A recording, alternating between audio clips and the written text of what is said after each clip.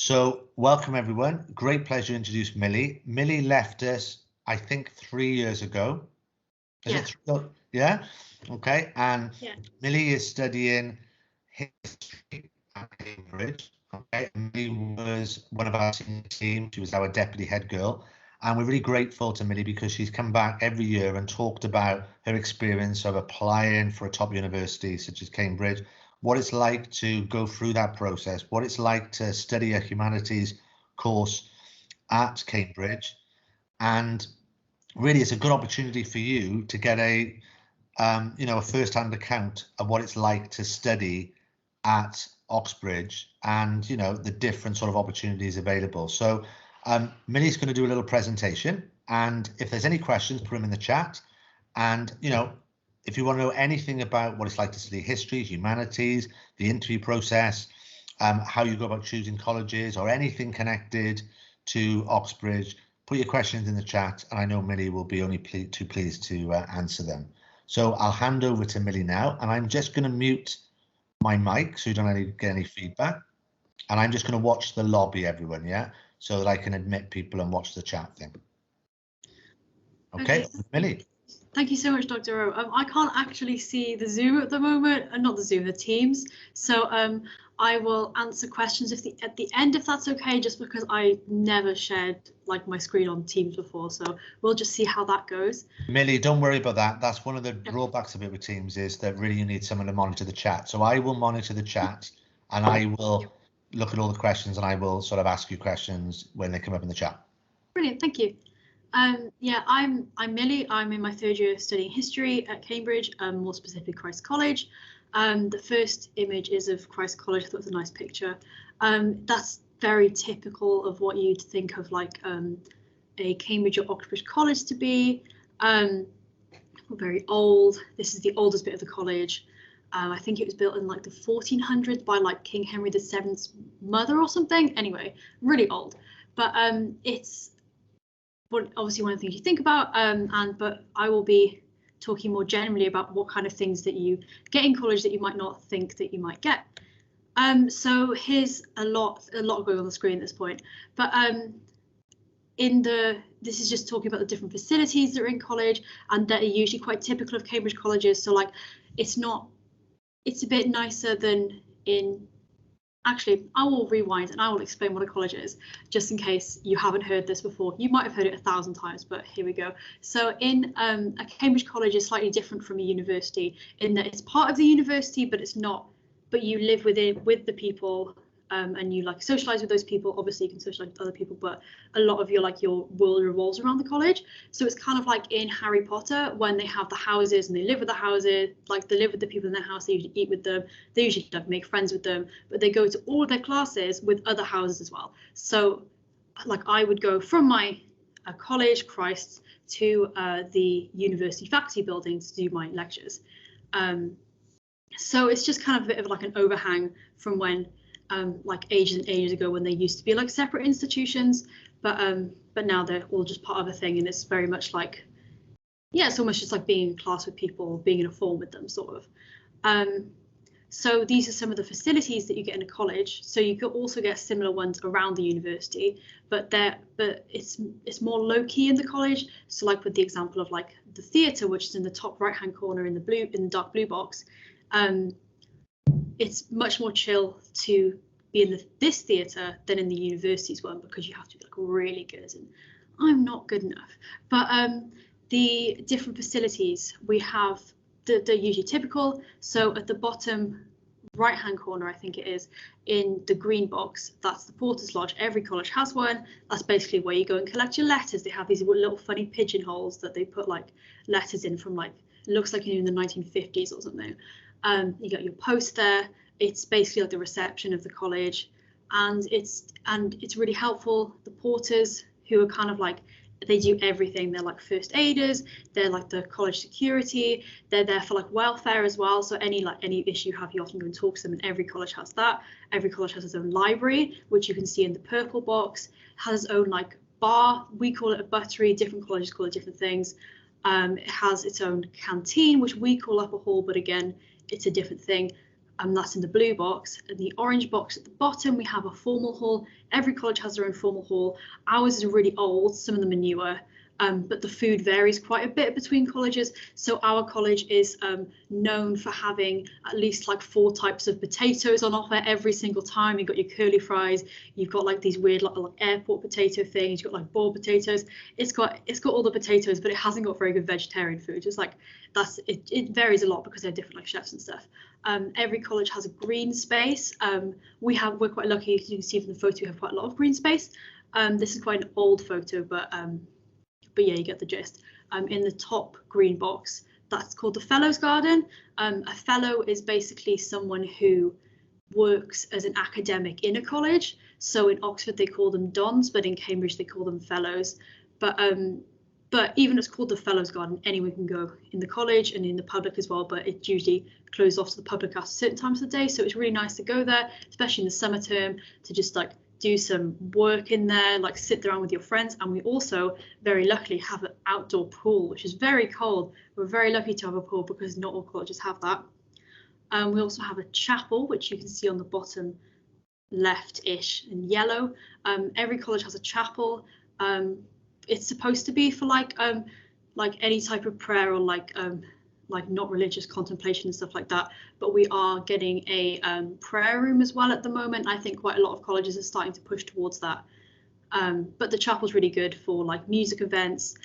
We did a folk recital in there. They do choral recitals. We always do our Christmas concerts there, and each college usually has a similar sort of thing. Each college also has a JCR, which is quite a confusing name because it's both the name of the room, which you can see in like the mid blue box on the left, and it's like it stands for junior combination room, so it's just like basically a common room. But it also, the JCR is also like the student council, so it's almost like the deputy heads and heads of sixth form and stuff like that, for on like the student side. So a bit confusing, but every college has like a JCR room. And people go in there and hang out. There's a ping pong table, there's a pool table. Our ping pong table has gone missing mysteriously, but we will find it. We're also really lucky to have a college gym, which you can see in the pink box, which is free for us to use, which is really lucky. Colleges that have gyms, they are free to use as well. But like most universities, we also have a university gym, which is like massively reduced prices and stuff like that. And like I said, we had the theatre. That was a bit of a ramble. I'm really sorry. If you have any questions to do with anything like that, please ask. So that was more of the college side. And this is more going towards the subject side. So actually, no, I will go back to the college side. I don't think I've talked enough about it. Sorry, I was planning this in a rush. I was really busy today. I'm so sorry. But so college is great because you also have, it's basically like a mini version of the university. So as well as having societies in the university, you have like societies in the college, and they might be like almost smaller versions of the societies of the university, like a music society, say, or they could be like completely different. Like we have a Nollywood society for like Nigerian films, whereas the university doesn't have that. But equally, the university has societies that we don't have, like they have an archery society and like an assassin society where people like get people's names, and when you sign up and you've got to like assassinate each other with like a water pistol and stuff like that. And it's like a big competition that goes on the whole year. Some people find that really exciting. I would find it too stressful personally. But so it's really good for stuff like that. It's brilliant because college societies are like, because they're a lower level, they're much more chill. So like I could be in the hockey society if I wanted to, but I couldn't be in the university society because I'm not really that good at hockey. But it does mean that you get a really good opportunity to try out loads of different things. And often they're free societies as well when you join at college level.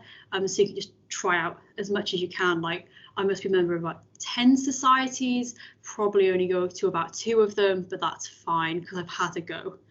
Have a think for a second and think if there's anything else I should say on college level. Yes, there is. So the you also get more like a really good support network in college as well. So for like academic and welfare. So like everyone's got a director of studies, which is basically like someone in like an academic in the college that does your subject, that just basically oversees it. And if you have any problems with it, with your subject, then you go to them. You're like, excuse me, I'm really struggling to get my work on time. Do you have any suggestions to like help me like work more efficiently or something like that? But we also have people called tutors, which is kind of like a form tutor almost. So you go to them if you have any issues to do with welfare, mental health, like even if you need stuff like I needed a radiator for my room because it was too cold. I was like, dear Dr. Moni, who's my tutor, please can I have a radiator because my room is too cold? And he was like, yes.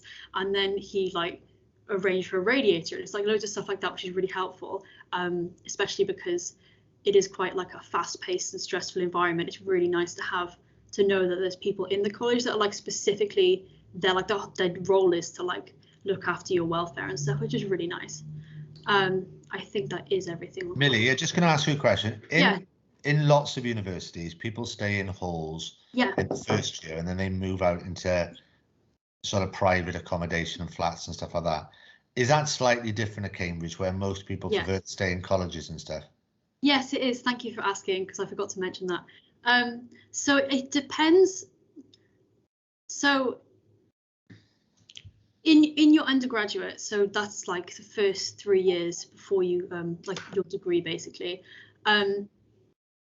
you live, unlike in other universities, I'm not sure if it's the same as Oxford, but in Cambridge you stay within college owned accommodation the whole 3 years. So for me, I was in college in the first year, then I moved out to some houses that were owned by college that were in like a few streets away. That was completely optional. You could stay in college if you wanted to. I moved up to there in second year, and in the third year, I moved back into where that red circle is on the screen. So I moved back into college. Some colleges have it where they only the first year stay in the actual college, and then they have almost like another set of like student accommodation that's like almost like just like halls somewhere else. They stay in there for like 2 or 3 years, like for the last 2 years, or they even have like they stay in college-owned houses, like actual houses for like the last 2 years. So it really varies depending on the college, and if you're thinking of applying to Oxbridge and that is something that that would make a difference on whether you choose, I think you should probably ask, because colleges are really different in how they do things a lot of the time. So it is really worth like checking if that was something that concerned you, I think. Did that answer your question, Dr. I just unmute. Yes, Millie. I was going to ask you one more thing about this. You know, sometimes and you may have said this and I might have missed it, but lots of students get a bit sort of hung up over which college is right for them. Okay. What made you choose the college that you picked? What was the main thing that stood out for you when you were choosing? I think when I chose Christ's, I chose it because I went on the open day and the gardens were just beautiful. And that's why I chose Christ's. But look, I know people who chose Christ's because it was the top of the list. I know some people who didn't even choose Christ's, and they were just kind of, they applied to an open application and they just were put into Christ's. And it doesn't really matter because the college that you end up going to ends up being like your home anyway. And there's loads of it's the kind of thing where like you complain about it to the people within your college, but as soon as someone else from a different college starts being like, oh, Christ, isn't that great, then you're like, wait a second. And it's like that territorial group thing, which is quite nice. But if it really concerned, like, again, it's worth looking into, because there were some colleges that I didn't want to apply to specifically, because I just didn't really like the architecture of them. I didn't really like how big they were or how small they were, because like the sizes vary quite a bit. Christ is like a mid-sized college, so it has about 120 people in a year. Some of them only have 60 people, some of them have like 300 people in a year. So it really varies, and they all have their own character. But I think whatever college you do end up in, if you do go to Oxbridge, then it becomes like your home anyway, and there's always pluses and cons of each college, and it's almost like the grass is always greener on the other side sort of thing, when people are like, oh, I wish I had this in my college, and then they're like, but I like how in your college you have this, and it's very like it's a bit of a pick and mix, I think. How many historians do you have in your year in the college then? I have 6. We did have 7, but one of them left. I have 6 historians in my year, but it depends on the subject. So it's not like with because sometimes there's like a misconception that each college is a subject. So like my college could be all history, or like Jesus could be all like medicine or something, but it's all subjects. So we have like it really depends on the subject ratios as well, because obviously bigger subjects would have more people per college sort of thing. So the bigger subjects like medicine, I think they have about 15 people in my year, maybe 15 to 20, but like some of the really small subjects like archaeology only has one person in my year, and then some of the even smaller ones like there's this one called Anglo-Saxon, Norse and Celtic, and that only has one person in the whole college that does it, because there's just hardly any of them. I think there's like 30 of them in the year in the whole university or something ridiculous like that.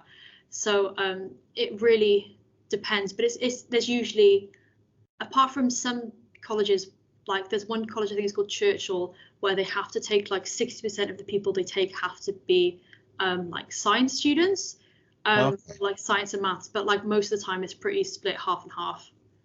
Fab. And do you have, in terms of the actual whole uni, would you have around about 100 students doing history in the whole year? I should know. I don't know this. No, it's fine. I think it's probably like 200, maybe 300. Yeah. So it's nice that you get to, obviously you've got the big thing, but you've also got the smaller college environment as well, haven't there? And the community in terms of that. That's brilliant. Yeah. Thank you. Thanks, Millie. So I'm monitoring the chat, and what we'll do is sometimes they might actually wait to the end of the presentation to put some questions in, but I am monitoring it. So I'll be quiet now and I'll let you carry on. Thank you, Dr. Rowe. With colleges as well, unlike other universities like non-collegiate universities, from the impression I get from my friends who go to them, there's less of a like inter-year like relationship. So like I'm friends with some of the first years, whereas if I went to a university where I wasn't in a college, I don't think I necessarily would be. So there's like, it's quite nice because although it's quite small, it does mean that you do get to meet more people from like different age groups who do different subjects maybe, and I think it's just like a nice way of like meeting lots of different people. I think now that is everything on the college. I'm just going to move on to like history and like more like academic stuff.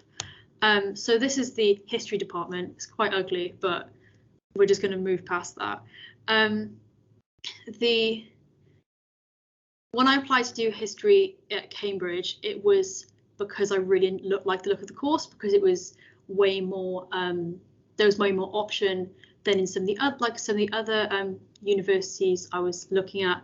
So like I know in some you had to have like there were like 5 modules that you had to do, and a lot of them were to do with modern history. I'm not interested in modern history particularly. I really like medieval history, and Cambridge is really good for medieval history, which is why I applied there.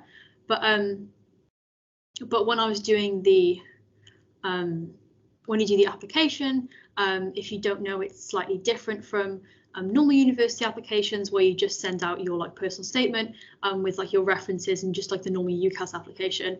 For the Cambridge and Oxford, sometimes Durham and a couple of other universities, depending on the subject, you have to do, and there's an extra process to go through. So for me, I had to sit an exam.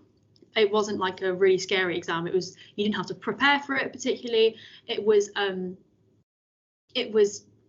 just sort of like historical sources I'd never seen before on a period that I'd never done. And it was basically just, what can you find interesting about the sources? Is there anything that really jumps out at you? What can you find out about this thing? So one of the questions was like, what do you find out about gender and religion based on this like court record or something?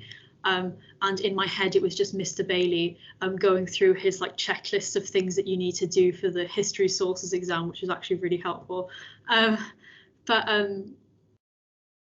yeah, so you sat that, and then you sit like a reading comprehension one. I don't know if that's changed now, but you might still have to do the exam because they're reforming the syllabus, I think so.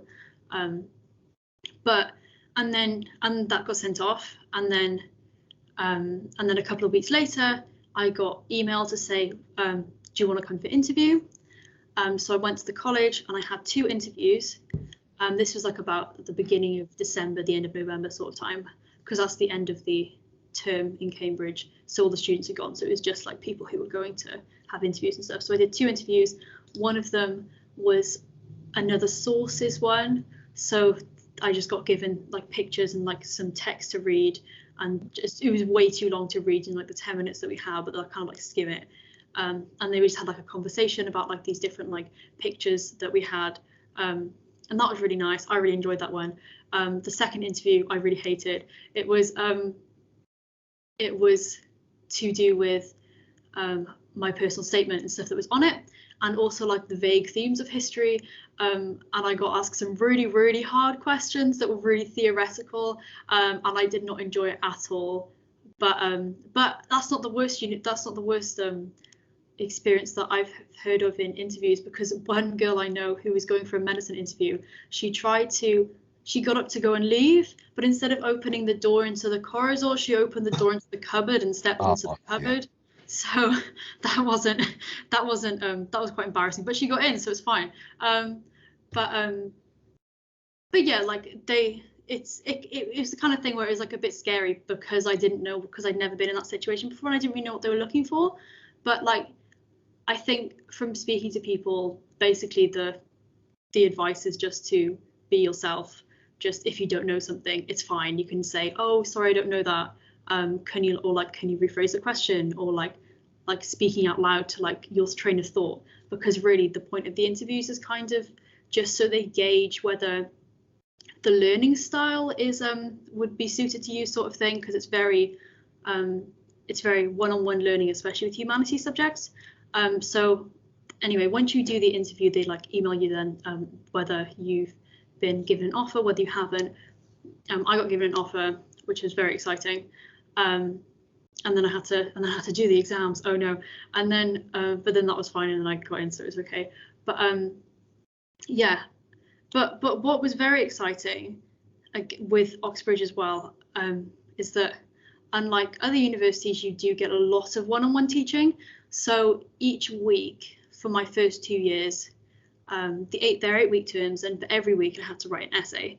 And once I've written that essay, I gave it into one of my supervisors, and the supervisor, which is like an academic who's like a specialist in their field that they're teaching you on, they read it over, they marked it, and then we had an hour-long discussion about the essay and the topic, which again was very scary when I first did it, but it was also really, really interesting, because you get to talk to people who've like dedicated years towards this sort of thing, and you've only done it for a week, but then they tell you it's just like skimming the surface of like loads of really interesting topics, but also having the chance to engage in it further by having discussions with like academics. That's used. So the supervision model is very unique, unique to Oxbridge and maybe a couple of other universities, but I'm not entirely sure which ones they are. And then again, the size of the supervision groups depends on the subject as well. So with humanities subjects, they're usually in like maybe like one-on-one, maybe small groups. Science subjects, they have more supervisions a week, because they don't write essays, they do like problem sheets and stuff like that. So they just like loads of really long maths equations, that sort of thing. I don't really know much about maths, so and then they do it in bigger groups. So it really depends on the subject, but they all do get the opportunity to have this face-to-face teaching that's more personal than you would with just lectures.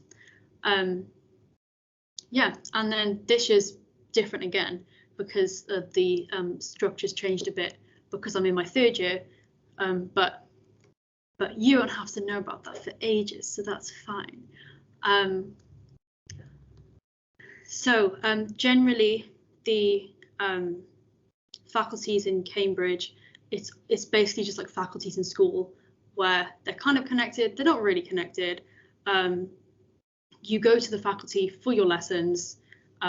It's almost like the same thing, but like a bigger scale, basically. I'm just having a drink. Sorry, I've been speaking a lot. No, brilliant. Thank you, Millie. Just while Millie's having a drink and having a break, she's obviously talked a little bit about Christ College. Their Twitter feed is amazing. because the amount of support that Christ College and masterclasses and taster courses is really worth checking them out, because you find out what lots of the other colleges are doing, because they really tweet information and taster courses and masterclasses and, you know, various things they have, summer schools and stuff. If you follow them, you'll get a good idea what it's like in Cambridge, and they come up with loads and loads of suggestions of wider reading and stuff. So it's really good. And while we've been on this masterclass taster lecture, Millie, yeah, Cambridge have actually liked the fact that you've your tweet. So I think they've got like 1 million followers. So I put Millie is speaking about Cambridge, and they've already liked it. So that's really so good. Funny. The whole uni, so not just college. Yeah, I think with the taster stuff as well, it's really good even if you don't want to go to that college, or even if you don't want to go to Oxford at all, then they're all really good opportunities to just like almost explore the subject further. So I went to one, I think I was in year 12 or something, and that was really interesting because they were talking about stuff in history that I'd never really thought of as history before. So like one of them was the history of mountain climbing, which was very strange, but also like really interesting because you never really thought of it before. So it's really good to just go, even if it's like, even if it's stuff like, oh, it's kind of related to what I want to do, and I want to go, but I'm not sure if I should. You should definitely go anyway. Just grab the opportunities while you can, really. There's so many things out there at the moment, you know, and even with the pandemic, it's almost made them more opportunities, because we've embraced the digital opportunities and platforms and Zoom and Teams, and lots of virtual taster courses and lectures and masterclasses are all taking place now. And it's about trying to find topics that interest you. Yeah, and if you go on one and you don't like it, it doesn't mean that it's a wasted experience. It just means that you've reflected on it, and this area of humanities or this area of science may not interest you. But you've got to find the area that really fascinates you and makes you sort of really want to study it in the future.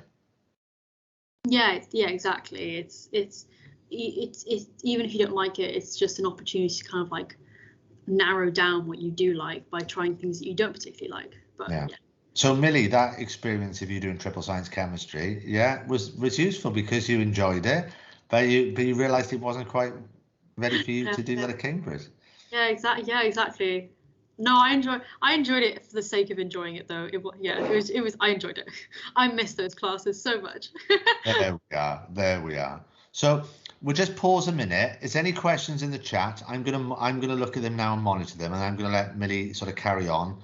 But it's a good opportunity, if you've got a question, put them in the chat, and then we can sort of ask Millie at the end, or we can ask her in the middle of the talk or whatever. So I'm going to monitor the chat now, and I'm just going to mute my mic. Yeah, I haven't got much slide left, but it's almost like I know a lot, but I haven't put it in a structure. So if you ask me questions, I will probably know the answer to them or know where to direct you. So completely go for it. I made a Cambridge Moodboard. This is how I feel about Cambridge. So there's lots of like pros about Cambridge. So like you get loads of really cool things. Like you get, like, as you can see in like the middle left, you get to like formal halls, which you don't get in like other universities, where you can go as many times a week as you like and have like a meal in the evening. It's a 3-course meal for only like £9 or something. Very good value. And we've also got great things like museums. We have cows in the city. I don't know why they're there, but there's just cows in the city. But then you also have the things that like also sets Cambridge apart as well, in the fact that it's very intense. Time slips away very quickly because of like the terms are only 8 weeks long. As usually university terms are 12 weeks long, but ours are 8 weeks long because they're so like compact and intense.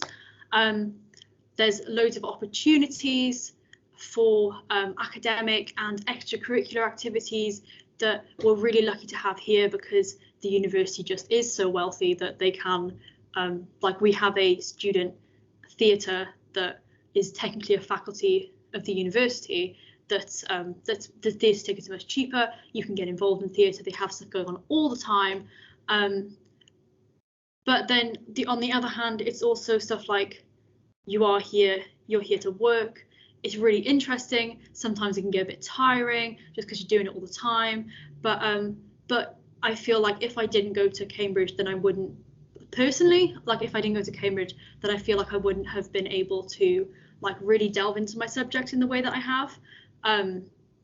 Of course, it depends on the person. So like some of my friends who go to different universities, they're just like, I could never go to Cambridge. That's not what I'm about really, or like that's not all my university experience is about personally. But it's really good that there's like options, and it's good that people who want to do more like intense academic stuff do have the opportunity to. And that's what at the bottom, that's my reading list and my footnotes. But yeah, and I also put a picture of bikes in Cambridge, because you can't think of Cambridge without bikes, and the amount of times I've almost been hit by a bike on that road is too many times to count. But yeah, that's my Cambridge mood board, and I think I personally think it sums it up quite well. And I was just going to leave it on that while we just do questions. Is that okay? Yeah, that's brilliant. That's absolutely fantastic. I don't know how to return back to the teams. No, I will. Right. So don't worry. So you don't have to, because I'm watching the chat, and so if there's any questions, put them in the chat now, and I'm monitoring it. So okay, don't worry in terms of that. So I've got that on the chat now, so I'm able to do that. Now, when Millie went, we actually had I'm trying to think, 3 other students in the year group who also got into Cambridge at the same time. Okay. Two went to Cambridge, 1 went to Oxford. Yes, because we had, what I was thinking, because we had Joe and Rihanna and yourself. Yeah. And so there's 3, and then yes, absolutely. And we had 2 in Oxford as well. I'm trying to remember, Hyru and Poppy got into Oxford. So fantastic. 5 students got in from that year group, which is absolutely fantastic. Really, really good. So Bobby's asked a good question, actually, because Bobby's in year 12. Did you also apply to Oxford?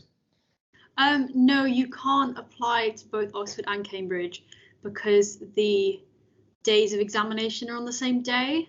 I think it's the same with like LSE as well. So we had someone in our year who I think he does PPA at LSE, but he has to take an exam, so it meant that he couldn't also apply to do PPA at Oxford, so he had to make the choice.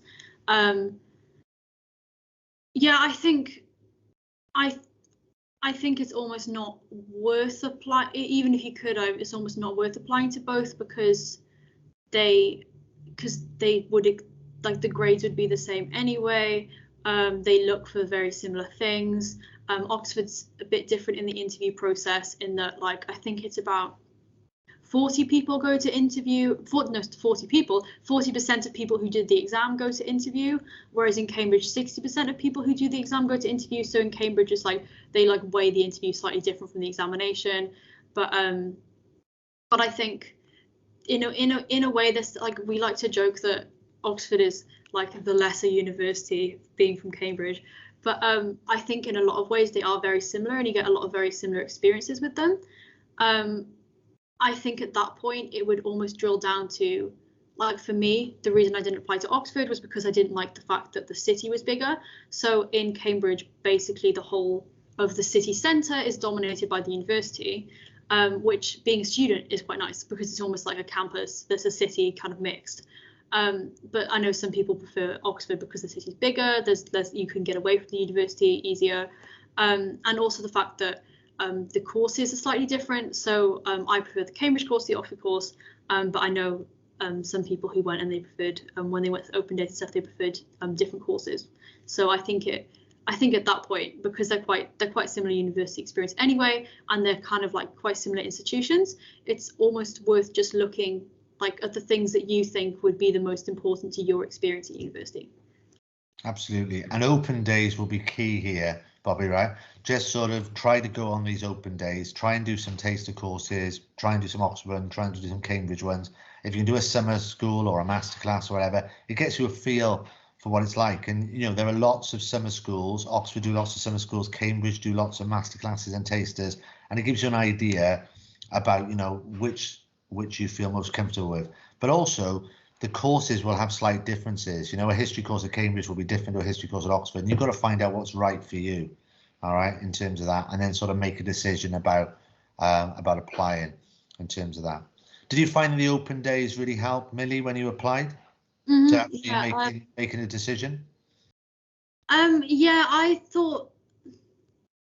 I think at that point I'd made up my mind. We went to the Oxford Open Day as part of the school trip in that, like, the minibus, and that was for me, because I'd already been to Cambridge and gone to the Open Day and thought, oh, I really want to go here. That was more of like solidifying my decision.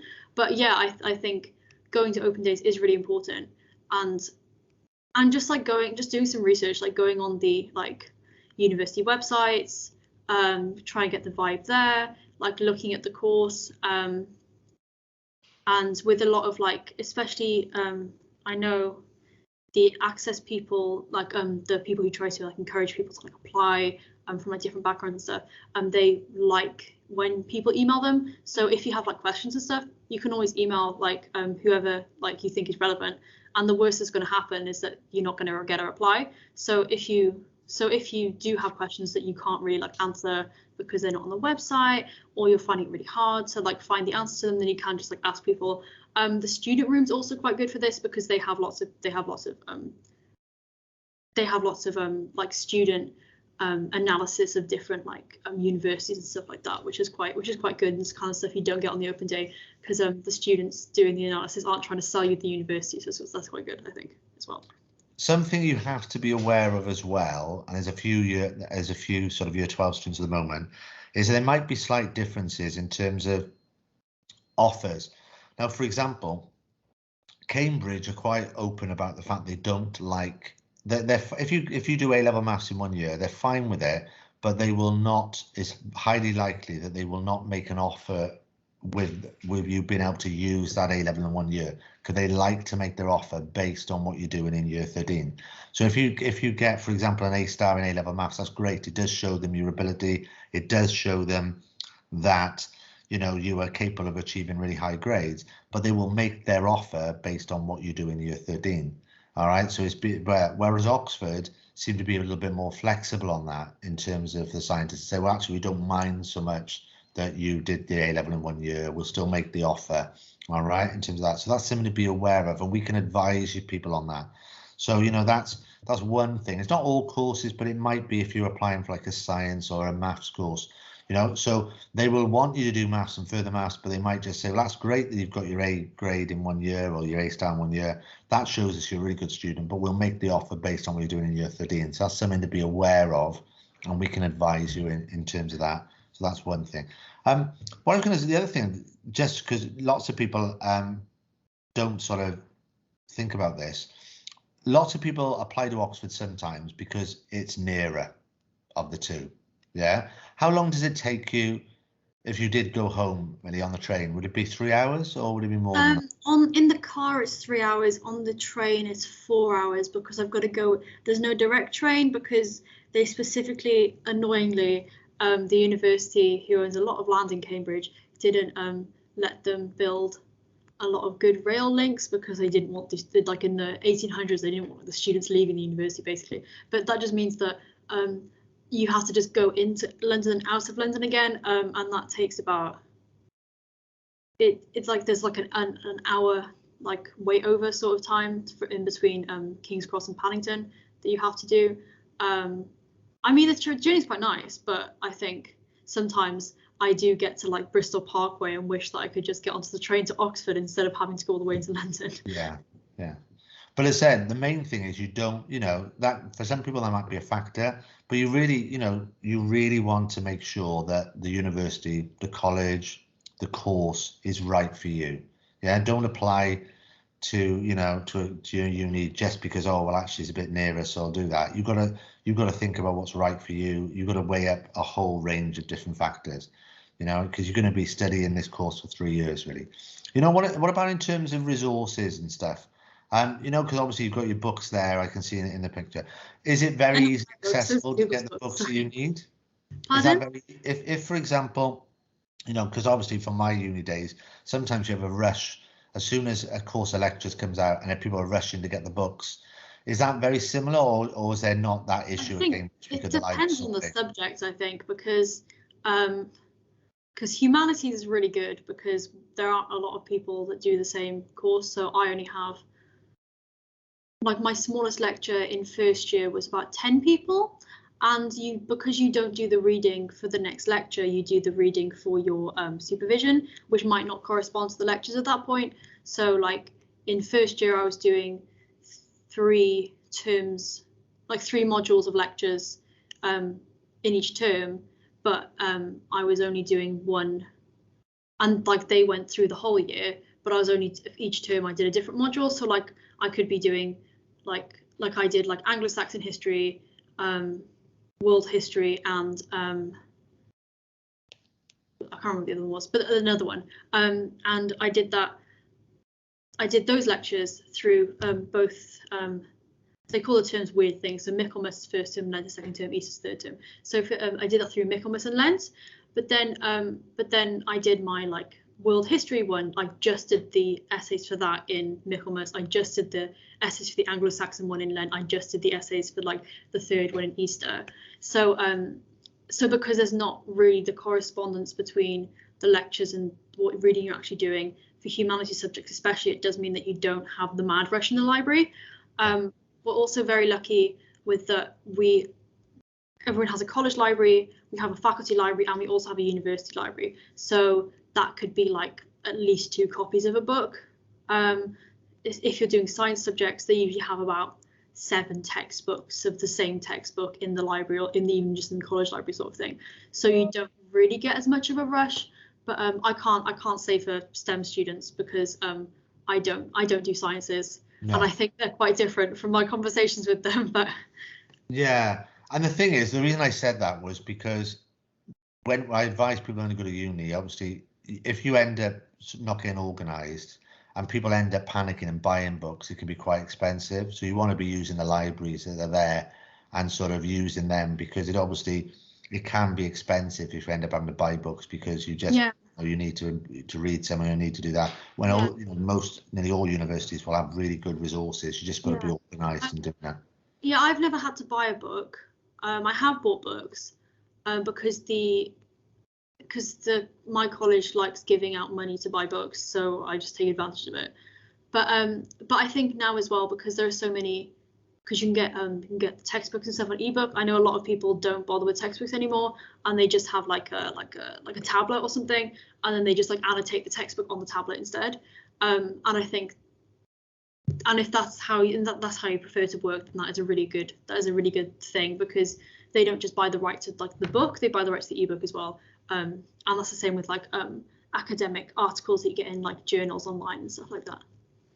So going back, we got a few year 12 students here. In year 12, you mentioned you did a few taster courses and stuff like that. Did you do anything in terms of, did you look at Oxford and Cambridge in terms of suggested wider reading and stuff like that, or did you go do any MOOCs that you think that were helpful to you?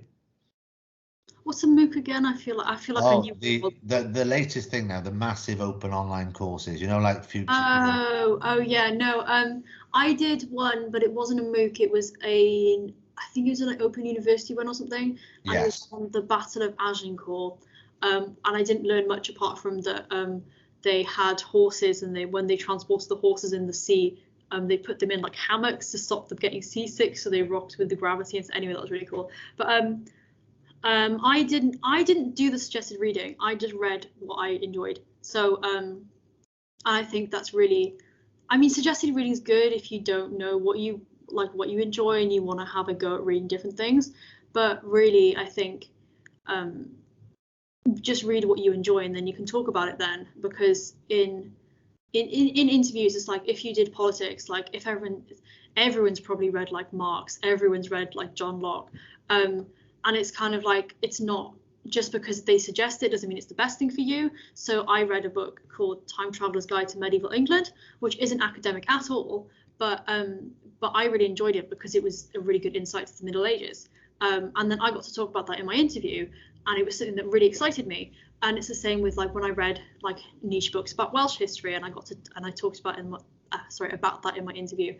And it's more about reading what you enjoy and like what you think is interesting, rather than like what other people tell you should be reading, because at the end of the day, like it's your academic interests, and that's the thing that you will, and like especially with courses like the courses in Oxford and Cambridge, especially like history, because it is so flexible, and because there's so many options, like it's good to know like what sorts of things interest you. Like I knew that I was really interested in medieval history. Loads of people I know didn't know what they were interested in until like their second or third year, but that's completely fine. They just knew vaguely like, oh, I don't really like military history, or I prefer like material culture and stuff like that. So I think it's worth looking at reading lists if you're struggling what to think to read. But honestly, just like if you just pick up a history book that you like the look of and start reading it and you enjoy it, then great. That's the same with like any subject, I think. And it doesn't just have to be like books. It can be like podcasts. It can be YouTube videos. It can be documentary series. It can be like films if you really want to, sort of thing. So it's not as like prescriptive as it sometimes can seem. So yeah, just like basically do what you enjoy. If it relates to your subject, brilliant, basically. And one thing I would advise everyone is keep like a little diary of these experiences. So for example, if you can do this online, or you can do it if, for example, you go to a taster lecture and you found something really interesting, or you read a book that you thought, right, that's really, really inspired me, I'm going to do some further reading on that because I really enjoyed this passage from this book and this made me interested in this topic or whatever. Just keep a note of these experiences, because it makes it so much easier in like a year's time if you're reflecting on why you've decided to choose a different thing, and just by doing this, it just gives you a little log and just makes it so much easier. And we're going to obviously show people Unifrog platform later in the year, which is a platform that we subscribe to, which has a little section for you doing that. But you don't need to do it on the Unifrog. You can just go into have a little diary or a little notebook, and just when you go on a taster course, or you do a masterclass, or you read a book that's really inspired you, just make a note about it. Okay, and that just makes it easier in a year's time when you do start putting together a personal statement, and you can talk about those experiences. I'm looking at questions. There aren't questions in the chat at the moment, so I wanted to ask you, Millie. Obviously you're in third year now. Are you thinking of doing a master's, or are you thinking of doing employment? Yeah, I'm going to do a master's, but after what will be 3 years of very like theoretical academics, not like super theoretical, but like more like books rather than like practical stuff. I'm gonna do a master's in Swansea on public history and heritage. So hopefully that'll be a line into a job sort of thing, hopefully. Yeah. Would you like to go into academia? No, I would not want to go into academia. I think I enjoy doing it as an undergraduate degree, but I don't think I'm good enough to do it for academics, I don't think. And it's just not really something that interests me, like spending all your time reading about your subject. No, thank you. Oh, no. Do you get lots of support? Because obviously with Cambridge, are there lots of support in terms of helping you with the next steps after? Yeah. In terms of careers and stuff? Yeah, like there's less it's not in the support in the way that like in school you like go to like NIAC and then they have the whole like university fair and then you get to or like Dr. Rowan the like the Unifrog. It's not as like it's not as direct as that. It's more like, oh, I'm thinking of doing this, like I emailed my director of studies and I was like, I'm thinking of doing this, please can you write a reference for me? He's like, yep, definitely. And I emailed like another of the academics that like taught me, and then they're really up for doing stuff like that. And I think that a lot of societies as well, they try and do like the History Society for the university, they do lots of like networking events with people from different companies and stuff, but it's not as like it's not that it's not supportive, it's just not, you've got to kind of like look for it a bit more. because they're kind of like, it's like a bit more hands off as you become like an adult, I think. Yeah, fab. Okay, so last call for questions. If there's any questions now, can you put them in the chat in the next minute or so? Okay, and while I monitor the chat, I'm going to just say thank you, Millie. That was a fantastic talk as always. I'll send the recording out to all the students so they've got that, because I know lots of students came up to me today and just went, I can't stay tonight, but are you recording it, Dr. I said, yes, we'll record it, and we'll send out the link to everyone.